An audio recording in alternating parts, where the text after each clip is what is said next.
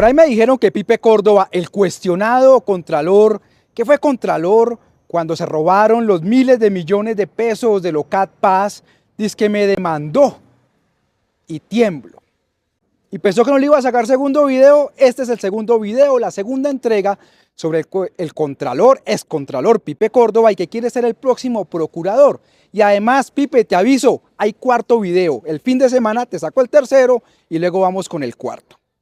Vamos a hablar en este caso de cómo fue el papel de la Contraloría del cuestionado Pipe Córdoba en el robo de los dineros de Locat Paz. El Locat Paz es el órgano del Sistema General de Regalías que prioriza, viabiliza y aprueba los proyectos para los municipios PEDET. Los municipios que son más afectados por el conflicto armado. El señor Pipe Córdoba tenía varios asesores, vamos a hablar de dos nomás. Dos grandes asesores, Aníbal Quirós y Juan Carlos Gualdrón. Y lo que vamos a demostrar a continuación es cómo estos señores, que eran delegados de la Contraloría en el Locat Paz, funcionaron presuntamente como extorsionistas para presionar por coimas para que fueran aprobados los proyectos, presuntamente, porque la justicia, como raro, no ha dicho nada todavía. El Locat está compuesto por un funcionario del gobierno nacional. En ese momento, el funcionario del gobierno nacional es un señor de apellido Archila, un delegado del DNP. En ese momento el director del DNP era el famoso Pollo, uno que apareció con una mansión multimillonaria por allá en la costa atlántica. Entonces, Archila era el delegado del gobierno nacional. Entonces, el delegado del gobierno nacional, que a su vez era el presidente de este OCAD, era el señor Emilio Archila, que era el alto consejero para la estabilización que se creó en una oficina de la Presidencia de la República. Álvaro Ávila era el director del Sistema General de Regalías del DNP en la época de este famoso El Pollo, es decir, Luis Alberto Rodríguez. Participaron los gobernadores de Arauca, Córdoba, Caquetá, el patrón de patrones, ¿se acuerdan? Los alcaldes de La Paz Cesar y de la Uribe Meta. Y por la Contraloría acompañaban el delegado para el posconflicto Juan Carlos Gualdrón, el contralor delegado para la unidad de regalías Aníbal Quirós, y acompañaron varios congresistas. En este OCAD, algunos alcaldes denunciaron que habían que pagar tres tipos de coimas. Tres tipos de coimas, decían algunos alcaldes. El primer pago era para el padrino, es decir, los congresistas invitados, presuntamente, que equivalía entre un 5 y un 7% del proyecto. Un segundo pago, o coima, era el visto bueno del DNP, que el director era el Pollo, el que pone cara simplona en el concierto. Esa coima iba entre el 5 y el 6%, presuntamente.